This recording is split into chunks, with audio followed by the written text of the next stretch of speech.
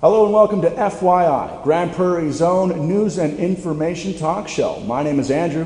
I'm going to be your host, and today on the show we've got a lot going on. We've got Mayor Bill Gibbons stopping by. We've got a panel discussion on Grand Prairie's growth and how to handle it. And also, we've got fire performers coming to the show. The show is brought to you by C.I.A. Solutions, by Dark Mass Productions, by the Showcase Center, and by Town Center Furniture. Well, so let's start this off. Let's welcome to the stage Doug and Susan Thompson. They're the founders of Circus of Hell. Thank you.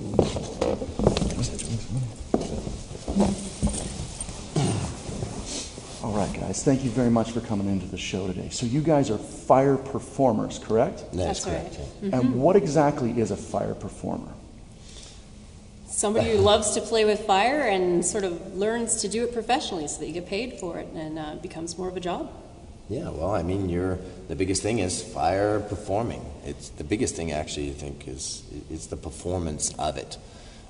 It's an expression of our passion, our romance, and art. Just like theater, but imagine everything on fire. And how did you guys get into fire performing? I started off as a belly dancer, actually, just to lose weight after we had our kids. We've got two beautiful daughters, and I fell in love with it. And we started learning to dance with candles. And you can eventually work up to having a candelabra balanced on your head or a tray of candles. And I thought that was pretty lame, and yeah, you got bored. I kind of got bored with it. It wasn't enough. We watched some YouTube, and it's like, what's that? Yeah, some dancers had fire fans, which are these fans with fire wicks on them, way bigger fire, and he's a welder, and he is a pyro, so I had the perfect person, and I asked him, can you make me these? And he did, and the rest is history. We've just never looked back. Then through, many different places that we go, we meet other artists and performers and see what they do and go, learn from them. And, At this point, we've taken courses, we've taken workshops. Yeah, many courses from many friends of ours, including Ryan Stock and fire eating and fire breathing. Yeah, Guinea Pig, he lives in Edmonton, so he and good friends Amber of are ours. fantastic teachers and really recommend anybody who wants to get into it, learn from them. We know a lot of exceptional fire performers, so we often go to Edmonton and support them and take courses and et cetera, et cetera. But you guys are also the founders of Circus of Hell, and you're teaching others to do this as well. And from what I hear, you also have a few things that are very unique to your show. Could you tell us a bit about some of those things? Well, everybody has their own different styles. One of our styles is something, we bring it in a lot closer. We play with it more. A lot of people you'll see will wear gloves and stuff to protect themselves, which of course is sensible. You don't want to burn.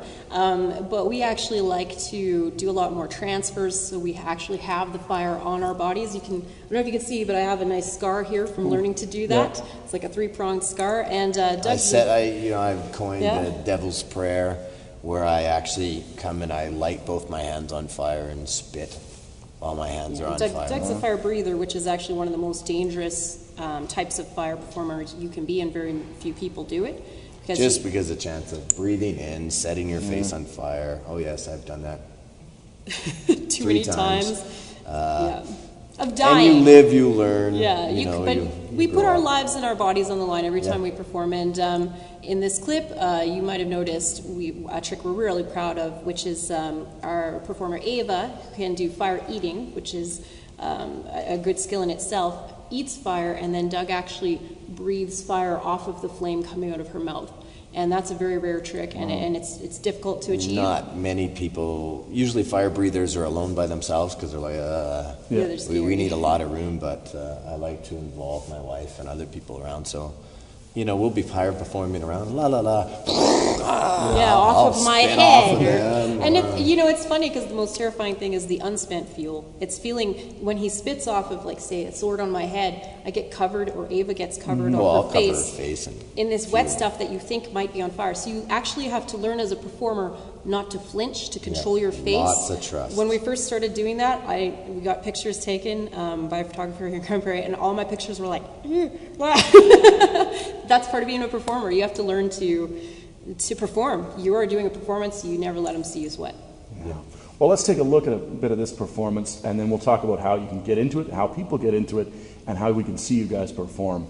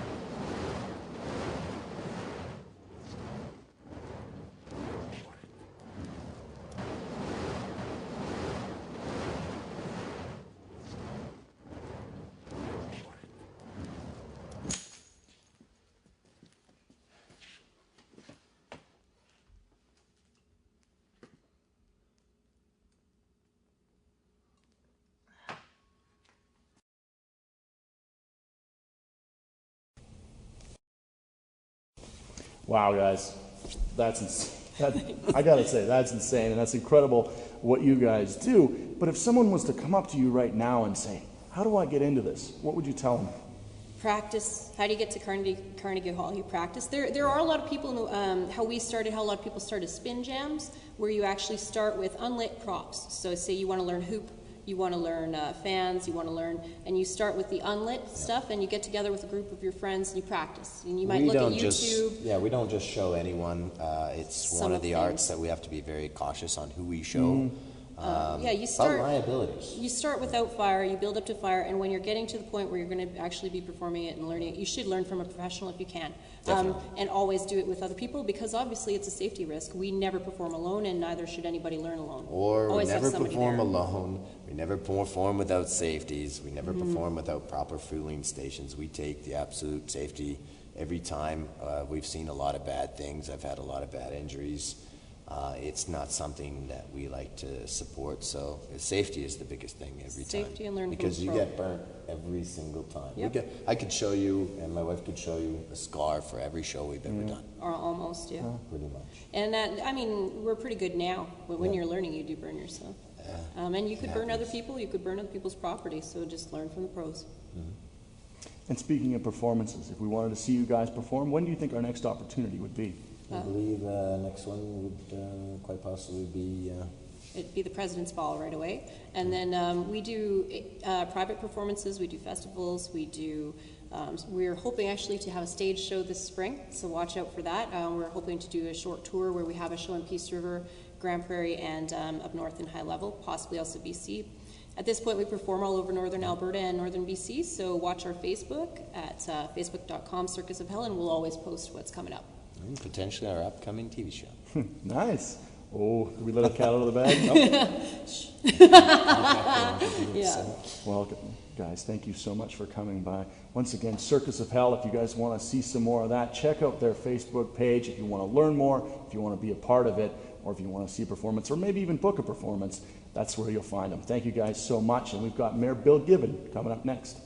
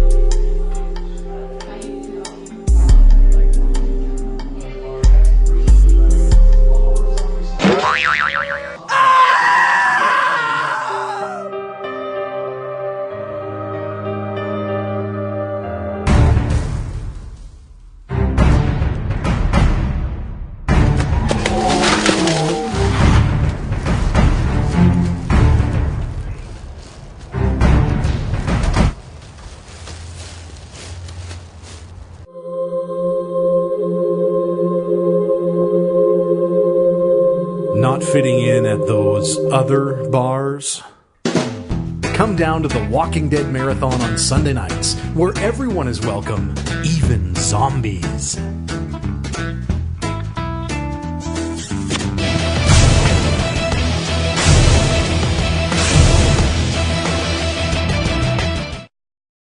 Hello and welcome back to FYI, Grand Prairie's news and information talk show. My name is Andrew, I'm your host, and we've got an incredibly special guest for our very first show. I'd like to welcome to the stage right now, Mayor Bill Gibbon. Hey Andrew, how you doing? Thanks for coming in. Yeah, you bet. Good to see you. All right. All right, Bill. Once again, thanks for coming by and thanks for joining us today. I don't know if this is starting it off with a hardball question or not, but what do you believe is the biggest issue facing Grand Prairie right now? You know, I think it has to do with growth, obviously. Grand Prairie is a community that goes through these up and down swings of population growth. And ultimately what that means is we have so many newcomers to our community that don't necessarily have that same connection to Grand Prairie that they would if it was their hometown. We've seen that over the years, you know, as you go and talk to people, there's so many people across our community that'll tell you, well, I came to Grand Prairie on the 2-year plan. I was going to go up north, I was going to make some money, and when you speak to them, it's 17 years later or 20 years later, and they're saying that they're not going to be leaving because their grandkids are still here. So I think it's a challenge Grand Prairie's faced before. It's a challenge that Grand Prairie's faced successfully before. And something that we've got to do today is to find some way to ensure that these people that are new to our community, that are going to continue to come, that they feel at home here, that they feel a sense of pride, a sense of ownership, and they can eventually feel that Grand Prairie is their city. And so what do you feel is being done right now to engage those people? Well, over the last little while, some of the work that the city has done has been focused on building neighborhood associations and neighborhood safety teams. We really see that as a way to bring neighbors out of their houses and share events and functions up and down the street, and also to give neighborhoods an opportunity to have some control over their own destiny. You know, each neighborhood has its own unique flavor and character, or at least we'd like it to. And neighborhood associations allow people that live up and down the street to decide what they want the character of their neighborhood to be. And we really feel that it gives people an opportunity to come together and share. And once you start to build those connections from household to household, people will end up looking out for one another, they'll end up supporting one another, and I think that that's probably the best way that we're going to be able to build community. When you speak about creating those connections, I think we have an interesting dynamic in this city in the fact that our average age is 29 years old. In fact, I was just 6 hours south a little while ago, and that was the first thing somebody said to me, oh, you're in GP. I can't believe the average age is 29 years old. What kind of challenges does that present, and how do we meet them? Well, you know, it really speaks volumes about the growing opportunity that we have for the future of our community, but in the here and now, it means that there are obviously, just as you said, a lot of challenges. As a community, we have to figure out how we're going to support this very young population and what types of things we're going to need to make Grand Prairie a place that'll be welcoming for them. Within that average age, you know, the thing that brings us down, brings our average age down so low, is that we actually have more people from 0 to 4 than we have 65 and over. So we have more people that haven't, more children that haven't even entered school yet than we have seniors, which is a pretty incredible thing. So that means, when I look at that, for me, that means that we need to continue to lobby for investments in infrastructure around education. So that means schools are going to continue to be vitally important. And that's significantly different than other places in the province. You know, we had an opportunity to speak with the Minister of Education, and we said, you know, we need some more schools in Grand Prairie, we need some more schools. And he said, well, that's fine, and I can probably support you on that, but when it comes time to closing schools, I'll have to look for your support as well. And those of us that were around the table went, you're not going to be closing any schools in Grand Prairie anytime soon, because they're all completely full. In fact, they're overfull. So that's something we're going to need to continue to be up on, is advocating for more schools. But also it means that things like parks and recreation and bike paths and trails are all very important, because we want to ensure that as these young people get older, that they have opportunities to stay healthy and for recreation. And we know that children and youth who are engaged in positive activities can avoid some of the, I guess, the darker sides of being a young person that you can fall into. So I think that that's going to be one of the biggest things. And then beyond that, if you look, 20 or 15 years out, we have to think about how Grand Prairie is going to be the type of community that they're going to want to be in after they move out of their parents' place. I think everybody needs an opportunity to travel and to experience the world. There's no question about that. But we want to create a community that when you've traveled and experienced the world, you want to come home to, because it offers the urban experience that you're looking for, that it has the excitement and nightlife and vitality that you're looking for. And I think that there's steps that we can do to make that happen. And when we're talking to people outside of Grand Prairie, do you believe that there's a component of Grand Prairie that we as a community don't champion enough, that we don't hold high enough? I guess it's, well, there's sort of two ways that I could take that is, are there areas of our community that need more support? And there's no question that there is. Grand Prairie is a community of fantastic wealth. We have our average household incomes are far above the rest of the province and far above the rest of Canada. In fact, I think the average household income here is about 40% higher than the Canadian average. So there are many families who are making ends meet and doing very, very well. What goes often unseen is that there are many families who are just getting by. And I think that that's something that we can do a better job of championing.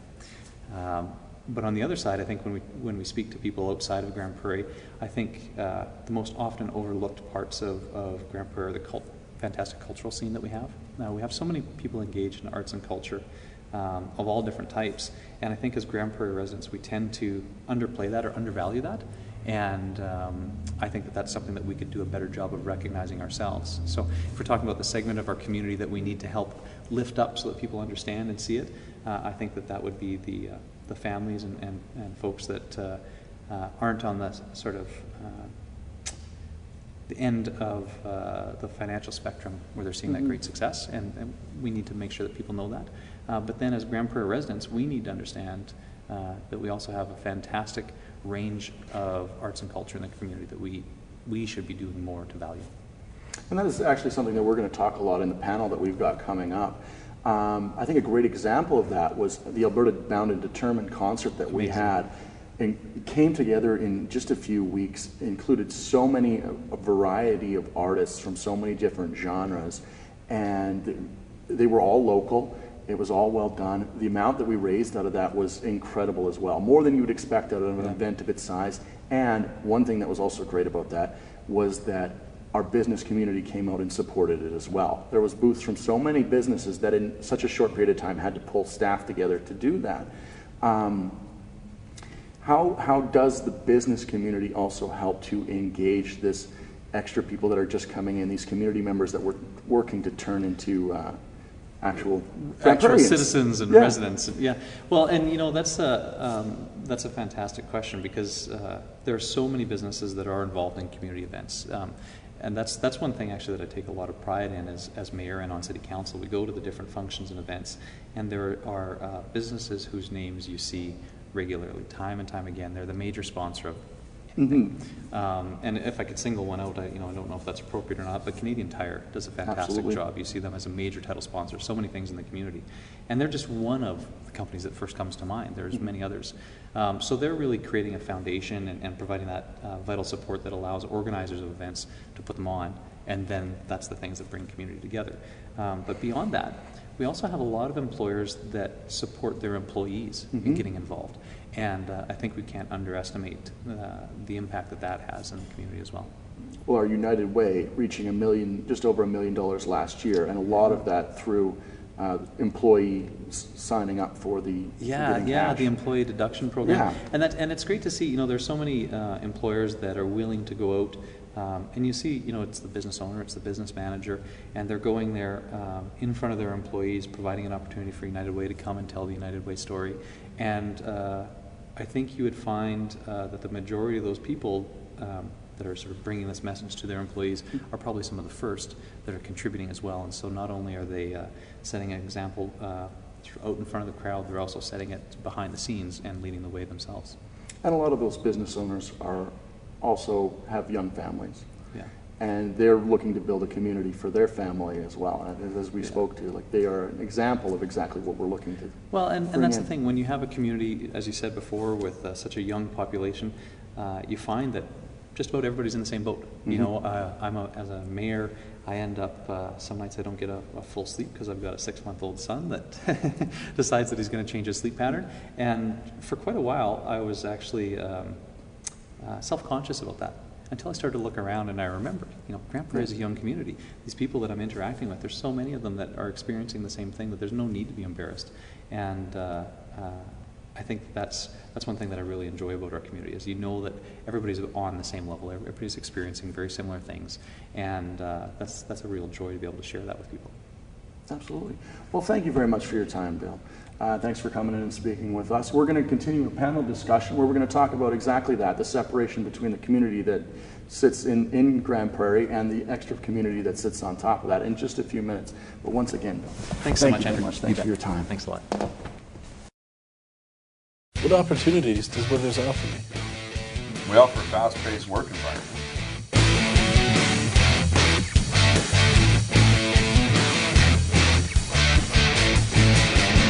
The scenery is constantly changing.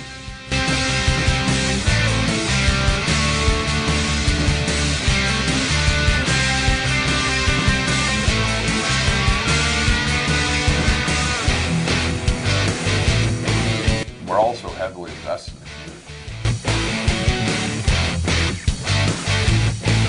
So, what do you think? When can I start?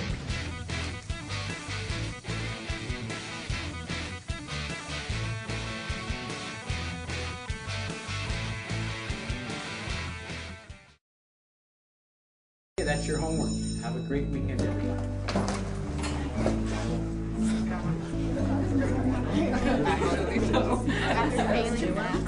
No, they're from like last year. And how are you today, Lillian? Good, thank you. Have a great day. Thanks, you too.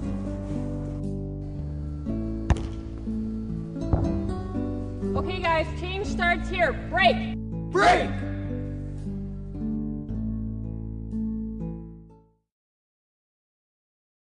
Hello and welcome back to FYI, Grand Prairie's news and information talk show. I'm your host, Andrew Wilcox. A big thanks to Mayor Bill Gibbon for coming in and talking with us today. And we actually kind of touched on a bit of a topic that we're going to talk about with our panel. But before we get to that, let's introduce our guests. Okay. For those of you that don't know me, I'm Kevin O'Toole, City Councillor in Grand Prairie. Lived here since 1965, and I have a heart for this community. And my name's Samini Angor. I was born in Grand Prairie in 1978. I just aged myself. And I have a youth project that I do on the side called Ignite, and I'm a single mom of 4 children. Hello, I'm Peter Lipinski, for anybody that doesn't know me. I've been here since 1972. And about 4 years ago, I started my own business here, helping businesses grow as the owner of Business Innovation Group, and I'm a certified business and executive coach. And just loving the entrepreneurialism and the drive in Grand Prairie. Well, thank you guys once again for coming and joining us. So this is with the topic that we're going to start this discussion off with. So basically, I've had a lot of discussion with community members and people in and out of town, and some of the transient workers that we've talked about before too, and that there's really kind of 2 Grand Prairies. There's a small community that's here, that's vibrant, that you can walk down the street and you run into people you know. And then there's this extra community on top of that. All of these people that have come up here to work, come up here to make money.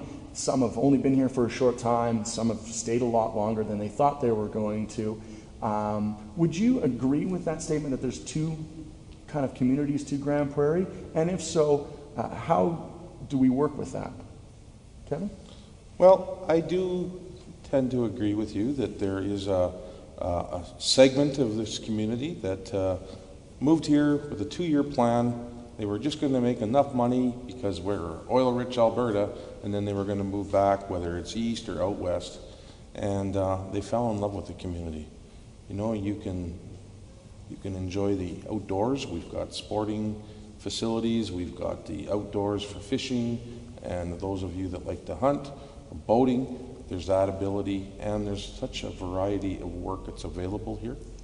And then there's the people that are here that are just here to,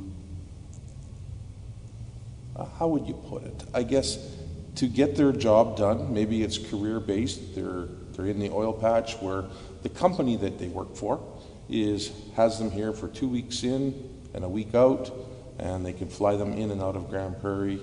So they do use the facility or use the city of Grand Prairie as a resting place, but you know, their tax dollars aren't going here. They're going back to where they used to live or currently live, and they're just basically resting here and working. Maybe they're at a camp, but they come in here, maybe use the doctor, maybe they use the library, maybe they use the gas station, but they're not really spending a lot of time in Grand Prairie.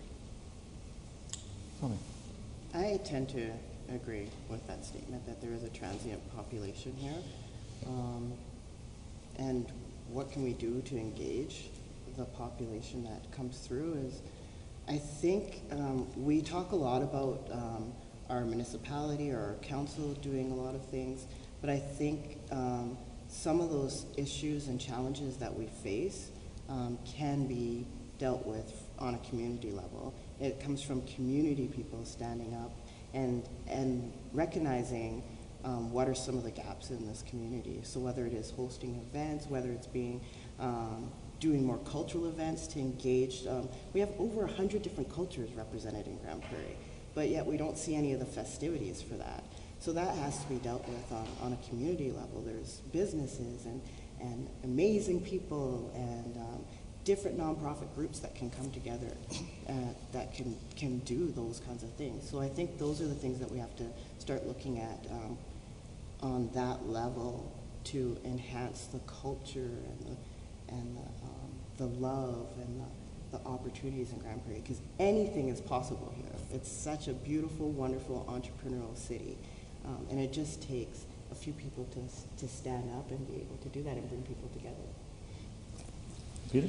Well, I certainly agree with the statement that there are two communities, but you know, I was one of those guys that came up for 2 years and since 1992, so still working on my math. I think I have a bit of a problem there. But from a business perspective, why do we have a secondary community as transit? Because we don't have the workforce here. And those people that are flying in, coming into Grand Prairie to work are not likely to stay here because they're just in for the jobs. Plus also corporations bringing in people, they transfer them around to other places, banks, et cetera, the larger companies. So you're not going to get that. What we have to do is reach out throughout Canada and throughout the world to get a population to come here that wants to stay here and work and grow. The reason we have that transient group is we have our boom bus cycles, and employers are saying, I need help, and they're just reaching out, and there's people from all over Canada and the world say, well, I'll come here and make a living, but again, I'm going to invest back where I come from unless we have a chance to start showing and showcasing Grand Prairie. And I agree with both of you. They're, you know, great community. I can't think of a better place to raise children, and Grand Prairie is evolving with more of a cultural aspect to it, but it'll take some time, and we need to focus on that to want to keep those people here. So I think to sum it up, I just thought basically what it is we have a group of people that call Grand Prairie home, and we've got a group of people that call someplace else home. And the idea is to transfer people from calling someplace else home to calling Grand Prairie home. And you made an interesting point in that we do have so many cultures here that aren't represented. But if you were to ask anybody, even in Alberta, there's segments of Alberta, they would not consider this a multicultural city. How do we show people that better? Kevin? Well, I can give you an example of where big corporation has benefited by supporting their people that work for them. Last year, I was watching a cricket game. Never seen cricket played before in my life. And guess what? They found out that I was on city council and they said, Mr. O'Toole, can you support us in some way so we can get a cricket field? There was about 75 to 80 people, and we're talking from children right up to the seniors, playing around, visiting, doing the sort of, I'm going to say, family thing. I approached some members on city staff and suggested that we could maybe work something out, and it just happened that timing was very essential. We were able to build a cricket field. I can tell you, 10 years ago, I would have never thought we would have a cricket field in Grand Prairie. Until 6 months prior to that, I would have never thought we'd have a cricket field. We have a cricket field in Grand Prairie. Big corporation realized that if we want to get immigrant workers to come here, to come to Grand Prairie, we need to make them more at home. Sporting event, like cricket, where you're from Pakistan, East India, you're talking from all over the countries in Africa and Europe, where cricket is big. The healthcare workers, the union that they belong to in the labs, said we will support this because, you know what, we can bring people in from other areas of the country, other areas of the world to come here and work, and they've got a bond. And you know what? There's over 400 people that are touched by the cricket. Who would have thought? It's making comfortable. It benefits their culture, and we as citizens of Grand Prairie benefit as well. We've got staff that will be here because they love the city. They can relate to this sport. I agree with Kevin, and again, I'll just take the business side of the world. One of the things that I think that we need to emerge in Grand Prairie is a diversity of culture in some of the businesses we have. For example, I'm looking for Greek cheese. I cannot find Greek cheese in Grand Prairie. But as these businesses open up, we as a community need to support them. And when I first moved up here, you couldn't find a lot of Oriental or Asian ingredients. Now there's a few stores that are really starting to hold that and build that out. And as Grand Prairie grows over the next 5 to 10 years, especially with the new hospital, I think we'll see a lot more of that coming in, where there's more cultural type venues for immigrants coming into Grand Prairie. That's really going to help keeping people in Grand Prairie. And the other thing, our transportation systems are improving as well. We're not that isolated part of the world, so again, that's going to help as well. I think it needs to come from, I talked about it has to come from community up, but also top down. Just because I've worked in the nonprofit sector for 12 years, I know that City Council, has signed on to this anti-racism policy that's across Canada. And I also know that there's incredible amount of festival funding available through City Council. So that being able, I guess that being articulated and it known in the community that these are available, especially to people like the Newcomers Association, and even all of these, there's a lot of small associations that have started. The African Caribbean Association in Grand Prairie, like right now they meet in houses, and that's where I found a lot of these cultural groups are meeting in houses. Yeah. I think the dangerous thing about not being inclusive and not being open about what's available to different groups is that people start forming their own subcultures.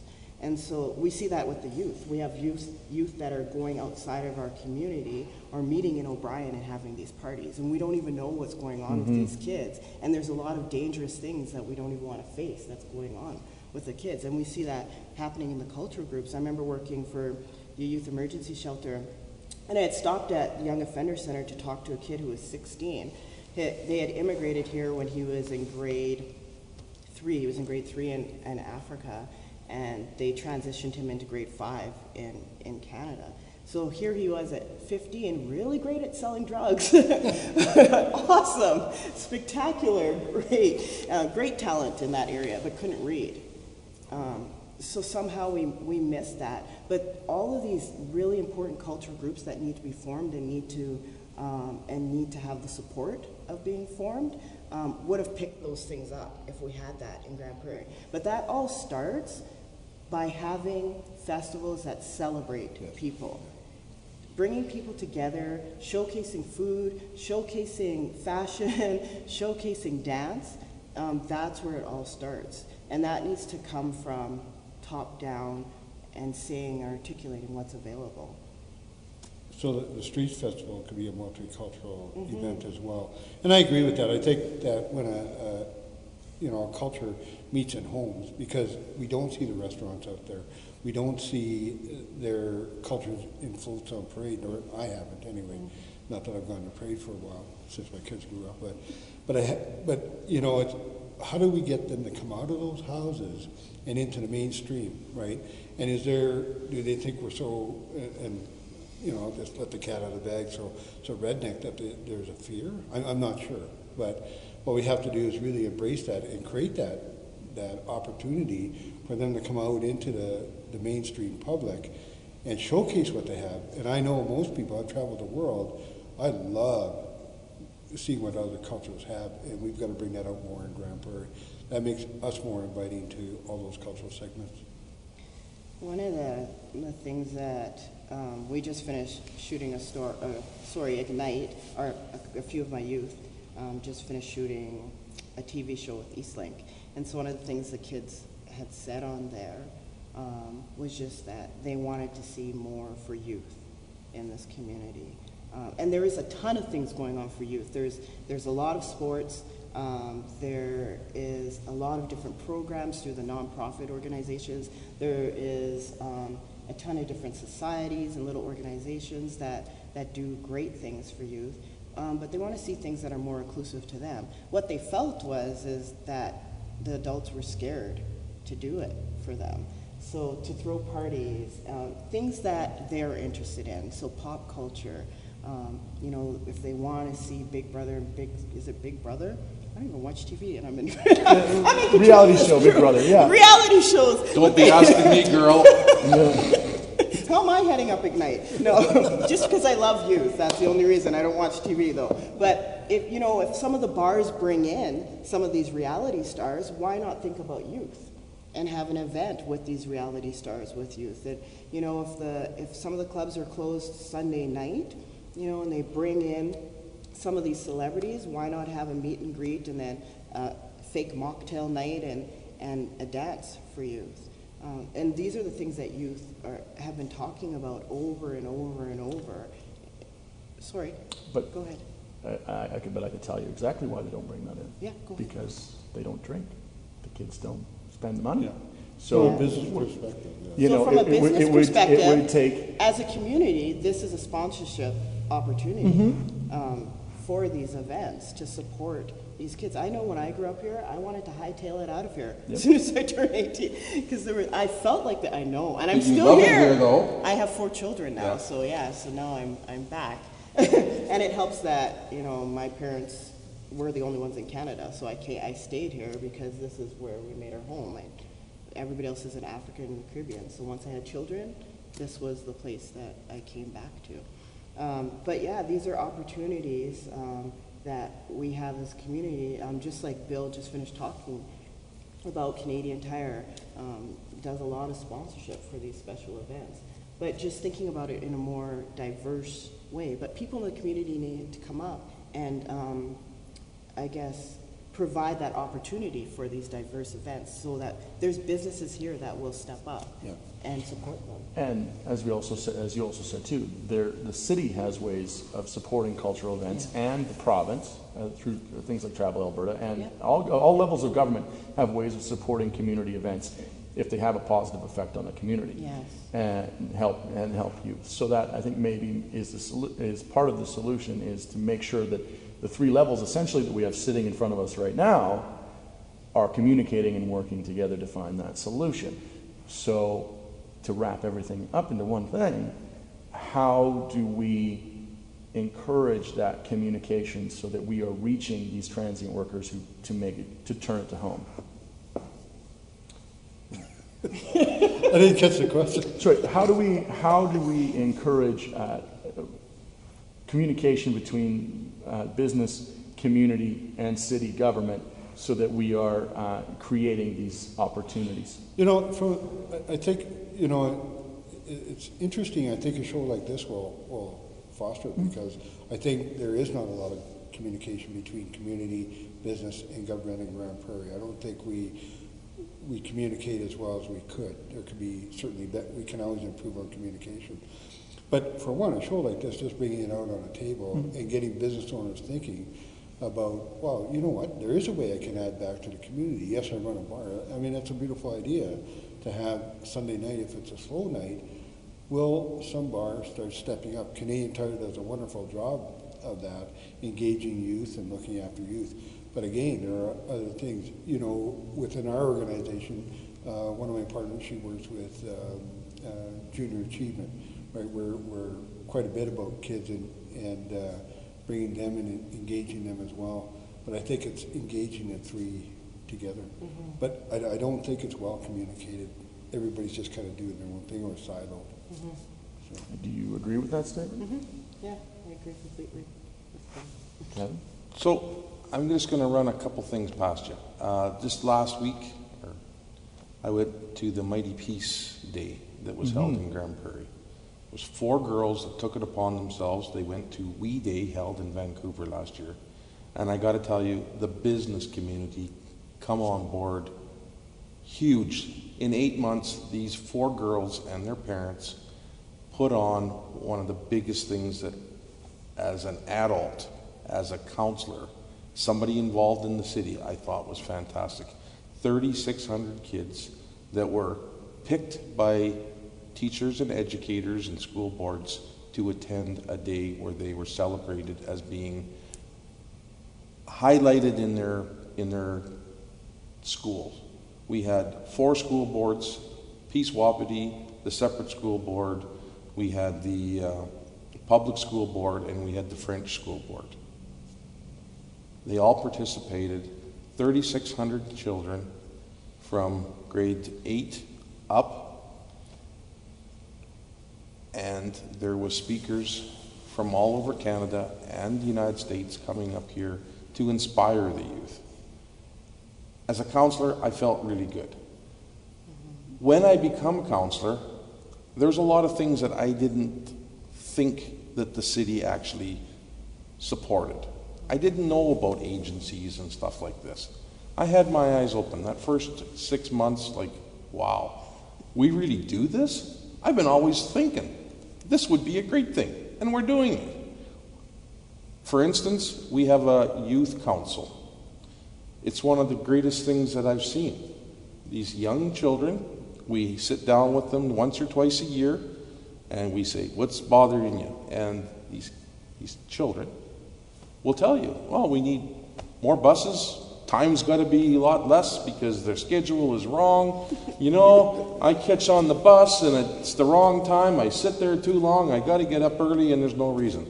So we're working with them.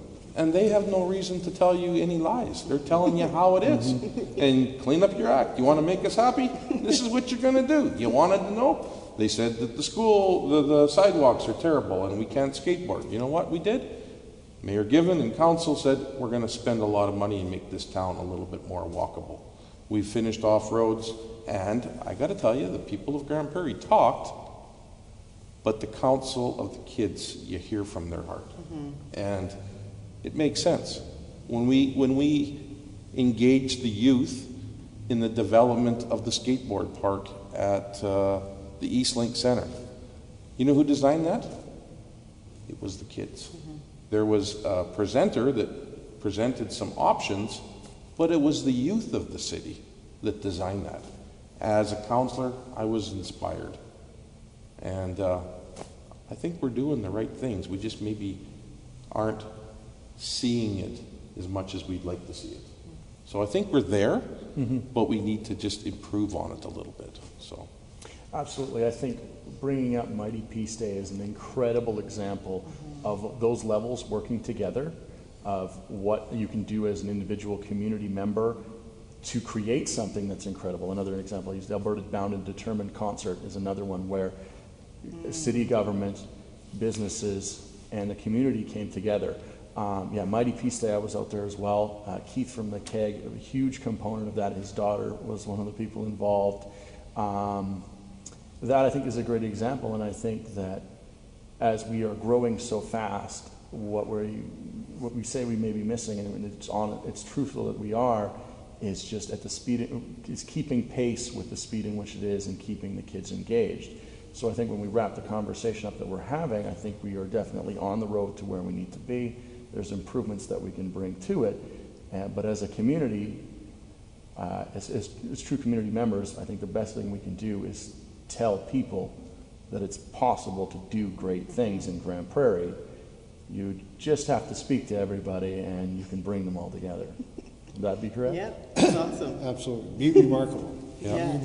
Remarkable. This is a very doable city, and the people that reside here are very doable people. Perfect. Well, thank you guys very much for your time. Thanks for joining us on the very first show. And that's it, guys. Thank you very much. We just have a special performance coming for you in a few minutes, and I want to thank once again Town Center Furniture for providing the furniture we've got on stage here, C.I.A. Solutions, and Dark Mass Productions for putting this together, and the Showcase Center for letting us hang out here today. Once again, stick around. We've got one special performance coming for you in just a few minutes.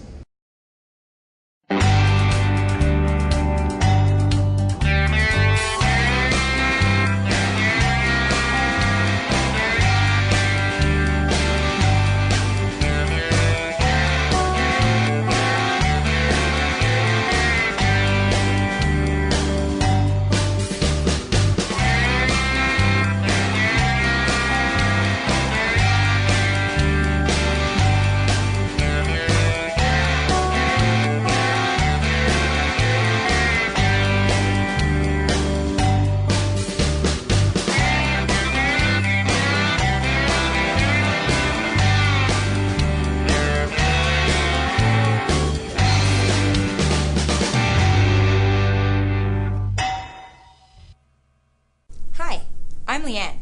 Here at Planet Financial, I'm a member of the Employee Benefits team. We all know that one of the most important assets to every great company is its people. And finding the right people is easier said than done. From advertising to interviews, hiring and training, you make a substantial investment of time and money in building a strong team. But what are you actively doing to protect this investment? Obviously, paying them well is an important part, but what about employee benefits? That's where I come in. Whether you have an existing plan or not, my role is to ensure you not only get outstanding value, but also to help create a truly unique program that sets you apart from your competition. Fresh thinking, honest advice. Are you ready for something new?